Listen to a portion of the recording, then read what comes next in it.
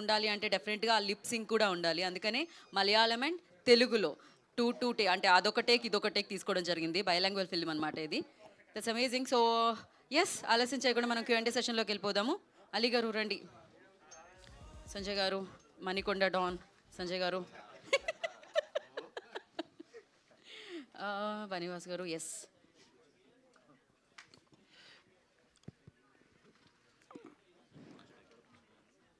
సమర్జిత్ గారు.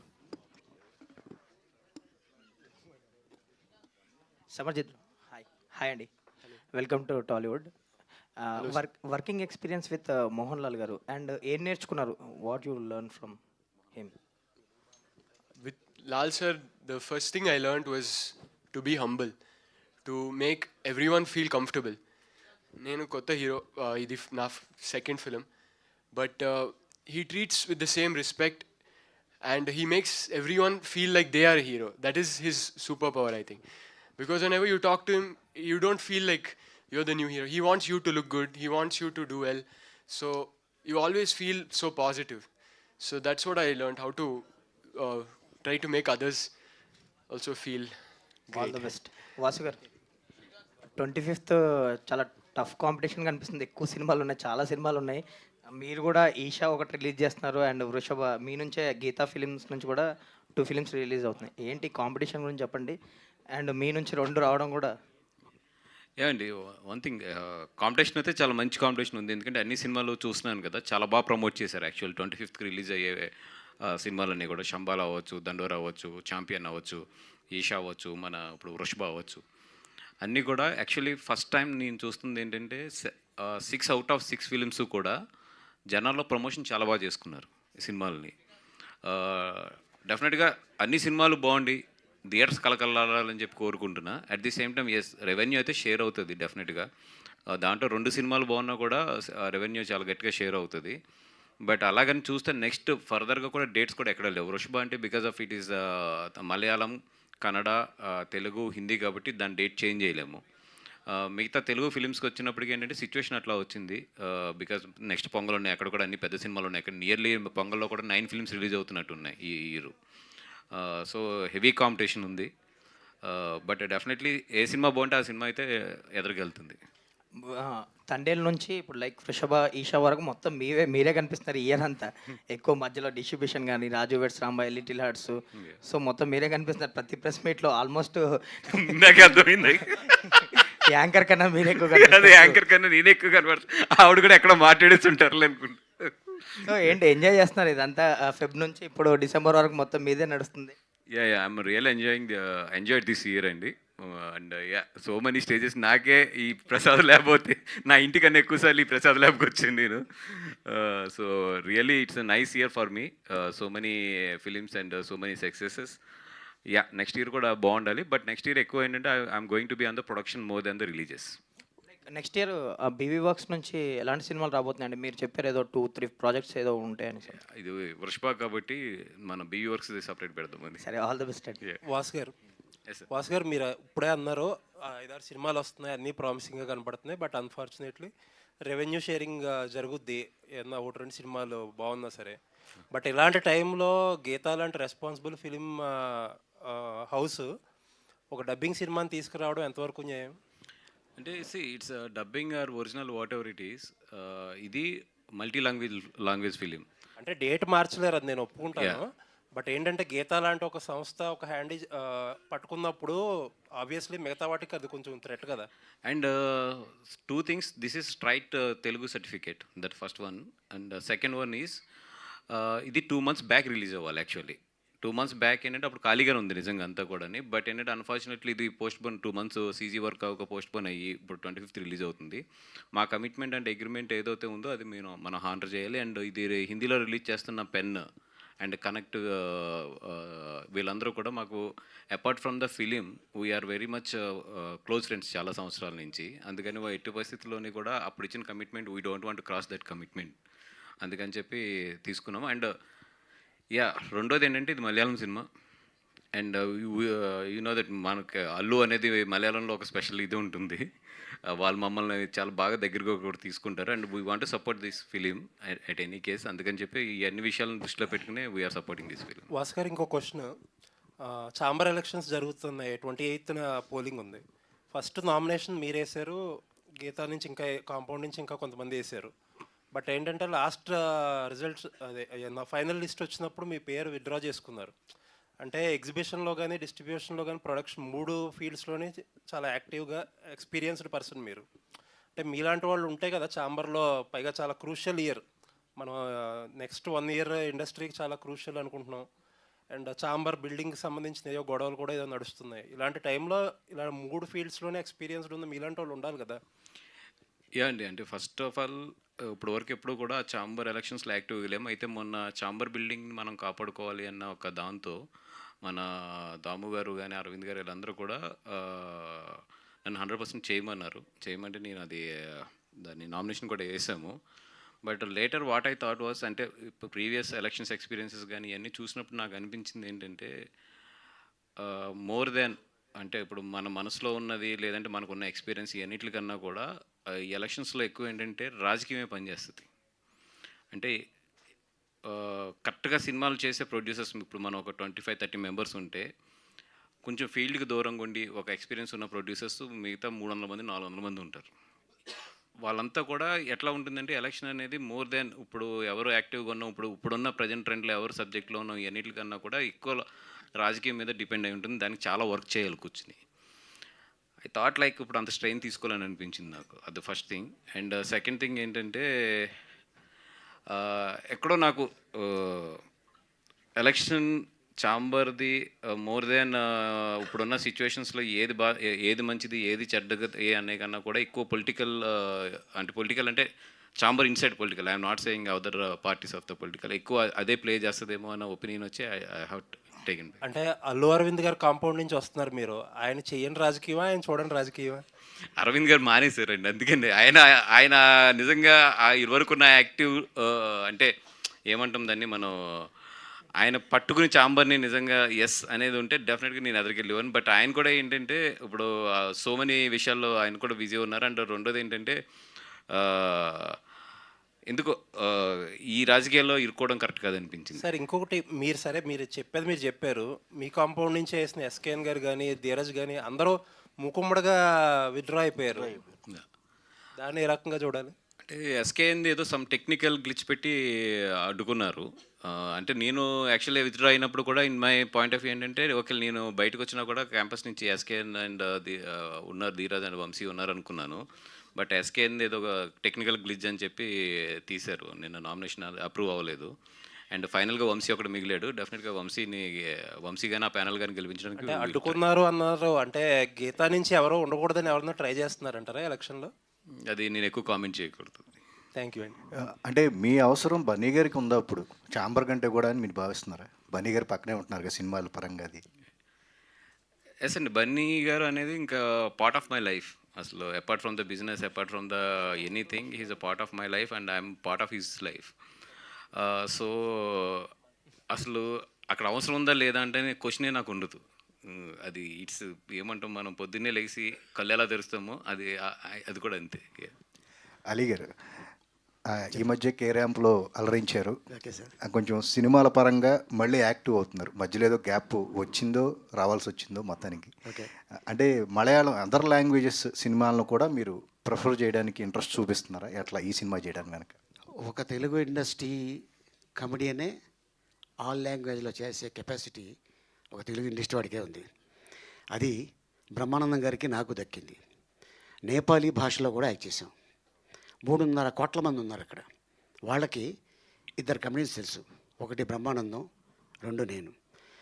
మేము అక్కడ రావేమో అనుకొని హోల్ యూనిట్ నేపాల్ నుంచి బయలుదేరి రామోజీ ఫిల్మ్ సిటీలో షూటింగ్ చేసాం. వాళ్ళ లాంగ్వేజ్ వేరు. బట్ వాళ్ళు మాకు ఆప్ హిందీ మే బోలో హమ్ డబ్బింగ్ కర్లేంగే అన్నారు. నిజంగా మేము చాలా అదృష్టవంతులం అనుకున్నాం. అండ్ అలాగే తెలుగు, తమిళ్, హిందీ, మలయాళం, కన్నడ, నేపాలీ, నెక్స్ట్ ఇంకా చాలా లాంగ్వేజ్లు ఉన్నాయి బ్యాలెన్స్, అవి కూడా యాక్ట్ చేస్తాం. నటుడికి ప్రాంతం లాంగ్వేజ్తో సంబంధం లేదు, వాళ్ళకి యాక్టర్ కావాలి, దట్స్ ఇట్. అది తెలుగు ఇండస్ట్రీలో ఉన్నారు. చాలా గొప్పగా చెప్పుకుంటా, తెలుగు ఇండస్ట్రీలోనే 22 మంది కమెడియన్స్ ఉన్నారు. మేమందరం ఒక అన్నదమ్ముల్లా ఉంటాం. అండ్ అంతేకాకుండా అదర్ లాంగ్వేజ్లో వాళ్ళు కలిసి యాక్ట్ చేస్తారా చేయరా అది మనం కామెంట్ చేయకూడదు. ఎందుకంటే ఒక సినిమాలో ఒక కమెడియన్ ఉంటే ఇంకో కమెడియన్ యాక్ట్ చేయడు. అదేంటో మరి ఆ రీజన్ ఏంటో నాకు అర్థం కాలేదు. బట్ ఈ సినిమాలో నా చేత మలయాళం మాట్లాడించారు, తెలుగు మాట్లాడించారు, తెలుగు డైలాగ్ చెప్పించారు అని చెప్పా. బట్ ఎందుకంటే అది కొద్దిగా టచ్ ఉంది కాబట్టి ఈజీ అయిపోయింది నాకు. సో అలాగే తనతో కాంబినేషన్ చేయడం, మా మా మా ఇద్దరిని గుర్రం మీద కూర్చోబెట్టారు. ఆయన కూర్చుందేమో మగది, నేను కూర్చుందేమో ఆడిది. ఇక చూడాలి, మామూలుగా లేదు అసలు.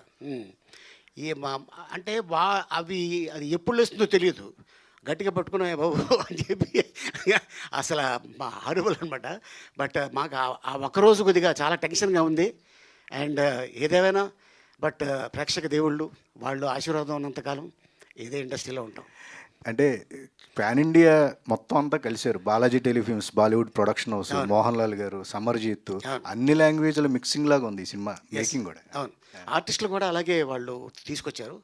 అండ్ డైరెక్టర్ గారు చెప్తున్నాను కదండి, చాలా చాలా మంచి మనిషి, చాలా కష్టపడి పైకి వచ్చిన వ్యక్తి. ఆయన ఒకటే అన్నారు, అలీ గారు మనం ఈవెంట్లో కలుద్దామండి అని. చాలా పాప ఆశ ఉండేది లోపల ఆయనకి.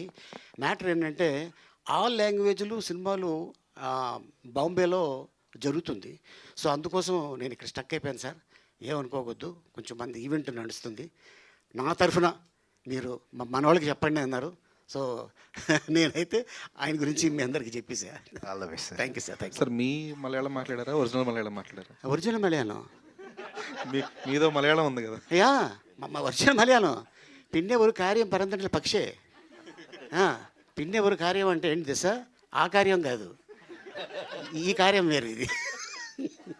సో అట్టగా చేస్తాం అంతే. వాసు గారు ఇక్కడ సార్, అంటే మీరు వృషభ సగం చూసానన్నారు. బేసిక్గా గీతా ఆర్ట్స్ నుంచి వచ్చిన సినిమాలు, గీతా డిస్ట్రిబ్యూషన్ నుంచి వచ్చిన ఈ మధ్యన మహావతార్ నరసింహ చూసుకున్న చావ కానీ అన్నీ కూడా బిగ్గెస్ట్ బ్లాక్ బస్టర్స్ అయినాయి. ఇక్కడ అక్కడ ఒరిజినల్గా ఎంత అయితే వచ్చిందో ఇక్కడ కూడా అంతే రేంజ్లో హిట్ అయినాయి కదా. సో మరి వృషభ మీరు చూసినంత వరకు, ఇందాక మాట్లాడుతూ ఏదో కథన్నా బాగుంటుంది లేదా గ్రాండ్ ఇయర్ కూడా ఉంటుంది అన్నారు కదా. సో ఫైనల్ డెసిషన్ ఎవరో వృషభ తెలుగులో తీసుకురావడానికి, మీరేనా లేదా అరవింద్ గారు? ఇద్దరునండి. అంటే దీంట్లో ఉన్న మన కనెక్ట్లో వరుణ్ కానీ, అలాగే ఇప్పుడు పెన్ పిక్చర్స్లో ఉన్న సంజయ్ కానీ, వీళ్ళందరూ కూడా మాకు చాలా లాంగ్ రిలేషన్ ఉంది. ఇప్పుడు కాదు, ఇప్పుడు చావా కూడా పెన్ పిక్చర్స్ నుంచి మనకు గీతాకు వచ్చింది. అట్లాగే ఏంటంటే వృషభ కూడా అక్కడ హిందీలో పెన్ పిక్చర్స్ చేస్తుంది, తెలుగులో మనం చేస్తున్నాము. అట్లాగా it's a like collaboration of the ఇది. అండ్ అంటే నాకు ఒక 2 months బ్యాక్ చూపించారు, అప్పుడు రిలీజ్ అవుతున్నప్పుడు ఒక ½ hour ఫిలిం. అంటే అప్పుడు ఇంకా గ్రాఫిక్స్ అవ్వలేదు, బ్లూ మ్యాట్ అంతా కూడా గ్రీన్ మ్యాట్లోనే ఉంది, చూసాము. బట్ దాంట్లోనే కొన్ని మూమెంట్స్ అయితే మాత్రం చాలా మంచి మూమెంట్స్ ఉన్నాయి. ఇంకా కాపీ అయితే చూడలేదు, మేబీ రేపు ఎల్లుండిలో చూస్తాను.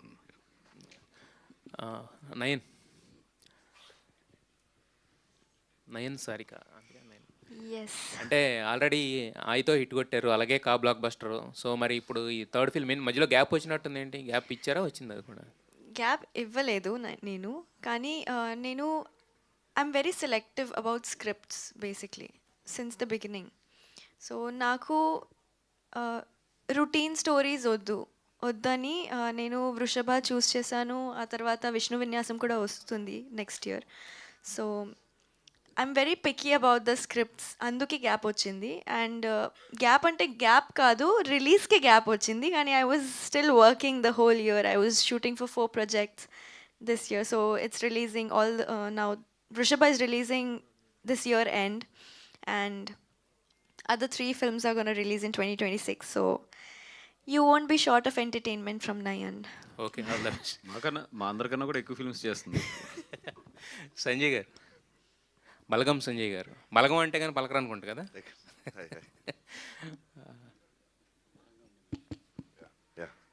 అంటే ఇప్పుడు అలీ గారు చెప్పినట్టు కమెడియన్స్ని ఇక్కడ నుంచి తీసుకెళ్లారు, బాగానే ఉంది. అంటే మీరు అంతా ఫైట్స్ ఇది కదా, సో కన్నులు తింటారు, అక్కడ ఎవరు దొరకలేదు, ఇక్కడ నుంచి మిమ్మల్ని తీసుకెళ్లారు. వాళ్ళకి తెలియాలి. అయితే ఇందాక మాట్లాడుతూ అలీ గారు ఏంటి, అజయ్ గారు కూడా ఉన్నారు ఈ సినిమాలో. అంటే బ్యాలెన్స్ చేశారు, నేను చూసిన దాంట్లో అన్ని లాంగ్వేజెస్ నుంచి కూడా బ్యాలెన్స్ చేసుకుంటూ వచ్చారు. అందుకని వాళ్ళు తెలుగు స్ట్రైట్ సర్టిఫికేట్ కూడా తీసుకున్నారు ఈ సినిమాలో. ఓకే, ఆర్టిస్టులని మొత్తం అన్ని చేశారు. షూట్ కూడా తెలుగు సపరేట్ చేశారు మొత్తం. Okay okay. డైలాగ్స్ కూడా తెలుగులో చెప్పాము. తెలుగు స్ట్రైట్ తెలుగు డైలాగ్స్ చెప్పాను. Yeah. Yes. అయితే ఇందాక అలీ గారు మాట్లాడితే ఏదో మణికొండలో సగం అన్నారు, అదన్నారు, ఇదన్నారు, ఏంటి ఊరికే మణికొండ అన్నారు, సరదాగా. ఏంటి ఏం లేదు సరదాగా ఇచ్చినట్టు అన్నారు. సార్ నాకు ఇక్కడ ఏంటంటే 25th రోజు ఈ మూవీ నాది ఛాంపియన్ మూవీ, రెండిట్లో విలన్ నేనే. ఛాంపియన్ అండ్ అక్కడ ఏంటంటే వృషభలో రోషన్ గారు ఉండే ఫస్ట్, తర్వాత ఈ came and he has done champion. So దాంట్లో నేను చేసా, మళ్ళీ దీంట్లో కూడా విలన్ నేనే రెండిట్లో. సో రెండు 25th రిలీజ్ అవుతున్నాయి, రెండు హిట్ అవ్వాలి. Okay, wish all the best దాంట్లో. Thank you. నైన్ గారు, ఎస్. సో అంటే క్యారెక్టరైజేషన్ సెలెక్ట్ చేసుకుంటాను అంటున్నారు, బట్ ఇందులో మీ క్యారెక్టర్ ఇంపార్టెన్స్, ఎందుకంటే మోహన్ లాల్ గారు ఉన్నప్పుడు కంప్లీట్లీ లుక్స్ అన్నీ ఆయన మీదకి వెళ్తాయి. సో మీ క్యారెక్టర్ ఇంపార్టెన్స్ ఎలా ఉండబోతుందని, and what is your arc of the character in the film? అదే like Nanda sir has written the story in such a way that ప్రతి ఒక్క క్యారెక్టర్కి ఒక ఇంపార్టెన్స్ ఉంది, ప్రతి ఒక్క క్యారెక్టర్కి ఒక character arc and character depth ఉంది. So of course Mohanlal sir's movie this is, and of course it is like all the attention will be towards him, but all of the characters are like, if there is if there is one character missing from the script, it will fall apart. That is the way that Nanda sir has written the script. So every character has its own importance, and my character does too. So yeah, you will watch it in the theaters. Vasu గారు sir, అంటే ఇందులో periodic కూడా కొంత past historic Mohan Lal గారి characterisation అది ఉంది. So ఎంతవరకు ఆ క్యారెక్టర్స్ అంటే ప్రెజెంట్ అండ్ పాస్ట్కి రిలేటెడ్ ఎంతవరకు ఉంటుంది, మీరు ఏమన్నా దాని గురించి? లేదండి, అంటే నాకు పెద్ద డీప్ డీటెయిల్స్ తెలియవు స్క్రిప్ట్ గురించి. బట్ యాజ్ దీంట్లో ట్రైలర్లోనే చెప్పారు కదండి, అది పూర్వజన్మ అని సంథింగ్ కనెక్షన్ ఉన్నట్టుంది మొత్తం. బట్ ఇంకా నేను కూడా కాపీ చూడలేదు. అది ఇట్స్ బెటర్ టు, డైరెక్టర్ గారు లేరు ఆయన, లేదా ఆయన ఇంకా బాగా చెప్పేవారేమో. వాసు గారు, ఇప్పుడు 25th రిలీజ్ అవుతున్న సినిమాలు అన్నీ కూడా మోస్ట్లీ ఈ టికెట్ రేట్ తగ్గించడానికే ప్రయత్నిస్తారు. పతంగ్ కానీ మీ ఈషా ఆల్రెడీ అనౌన్స్ చేస్తున్నారు మీరు. సో ఇప్పుడు ఇది ఆ రెవెన్యూ షేర్ కానీ లేదంటే అవన్నీ ఎలా ఉండబోతున్నాయి సార్? ఎందుకంటే టికెట్ రేట్ తగ్గించడం అనేది ఫుట్ఫాల్స్ ఎక్కువ వచ్చినా కూడా కలెక్షన్స్ మీద ఎఫెక్ట్ పడే అవకాశం ఉంటుంది, బికాస్ ఆఫ్ మేజర్ ఎక్కువ రిలీజెస్ ఉండడం వల్ల. అంటే ఇప్పుడు ఎవరి స్ట్రాటజీ వాళ్ళకు ఉంటుంది సినిమా మీద. ఇప్పుడు ఈషా 99 అనేది అనౌన్స్ చేసాము. సో డెఫినెట్గా ఏంటంటే గ్రాస్ పరంగా తగ్గుద్ది. బట్ ఏంటంటే ఈషా లాంటి సినిమాకి ఏంటంటే టాక్ అవసరం, చిన్న సినిమా అది బాగా. ఇప్పుడు వృషభ ఉంది సపోజ్, ఈ సినిమా బాగుందంటే యాంప్లిఫై అయిపోతుంది, బికాజ్ యాక్టర్స్ మంచి మోహన్ లాల్ లాంటి స్టార్ యాక్టర్స్ ఉన్నారు దీంట్లో. సో చాలా ఫాస్ట్గా యాంప్లిఫై అవుతుంది. బట్ ఈషాకి ఏంటంటే టాక్ చాలా ఎక్కువ కావాలి, అందుకని చెప్పి దానికి మోర్ దాన్ గ్రాస్ కన్నా కూడా first 2 days we are looking for the footfall. అది ఈ అదే తొలుత సమర్జిత్ ప్లేస్లో రోషన్, సరే ఓకే, అంటే ఒక కాంపిటీషన్ అనేది ఉంది. Thank you for the respecting. Simarjeet అంటే మీరు, ఇది సెకండ్ మూవీ కదా, this is your second movie. అంటే మీరు చూస్తూ ఉంటారా తెలుగు సినిమాస్ అన్నీ చూస్తూ ఉంటారా? ఎలా మీరు మూవీకి సంబంధించి, వాట్ ఈజ్ తెలుగు సినిమాకి సంబంధించి మీ ఒపీనియన్ ఏంటి? How you selecting your roles? Sir చాలా చూశాను సార్. యాక్చువల్లీ నేను I'm a big Mahesh Babu sir fan, so I've seen all of his films from first Rajkumarudu to Guntur Karam, and now I'm waiting for Varanasi as well. So, and Telugu cinema is now everywhere. It's there in around the world. So it's become a huge part of cinema culture.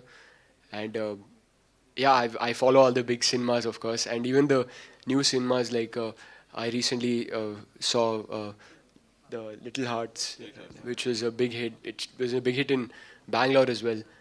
So yeah, I keep following a lot of Telugu cinema, sir. All the best. Telugu కూడా చాలా బాగా మాట్లాడారు. Thank you, sir.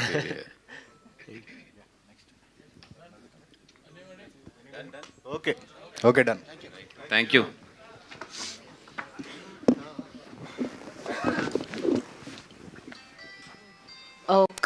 ఒక్క 1 minute అండి, because